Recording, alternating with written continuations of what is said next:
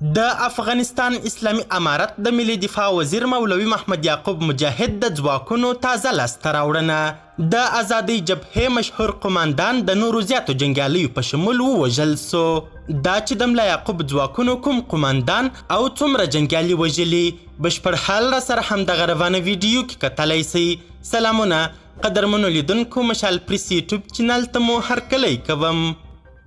د ازادۍ جبهې مشهور قماندان اکمل امیری او جنګیالي یې وژل سوي دي.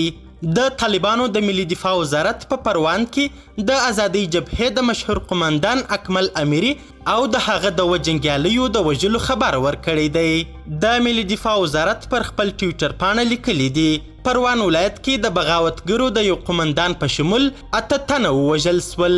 د 314 مرکزي قلي اردو د 221 شهید افتاب فرقې مجاهدینو د پروان ولایت سالنګ ولسوالۍ اړوند سیمه کې د بغاوتګرو پر پټنځای عملیات ترسره کړل چې په پایله کې د بغاوتګرو د یو قماندان اکمل امیری په شمول 8 تنه وژل سوي دي. سرچینه زیاتوي چې طالبانو د دې خلاف د پروان د سالنګ ولسوالۍ اړوند سیمه کې دغه عملیات کړي او وژلي دي.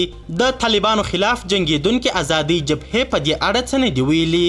یا د جبهه چې مشري د جمهوري نظام پخوانی لوړپوړي پوځي مقام جنرال یاسین ضیا کوي د افغانستان په یو شمیر سیمو کې لا هم د طالبانو خلاف د وسلوال مقاومت خبر ورکوي.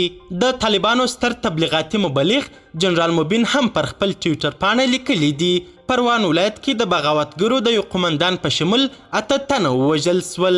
په ټولنیزو رسنیو کې د طالبانو دغه تازه لاسته راوړنه ستایل سوې او ویلي دي چې د اسلامي امارت په وړاندې هر بغاوتګر باید له منځه یوړل سي. قدرمنو لیدونکو، د ویډیو له کتلو مننۍ مننه.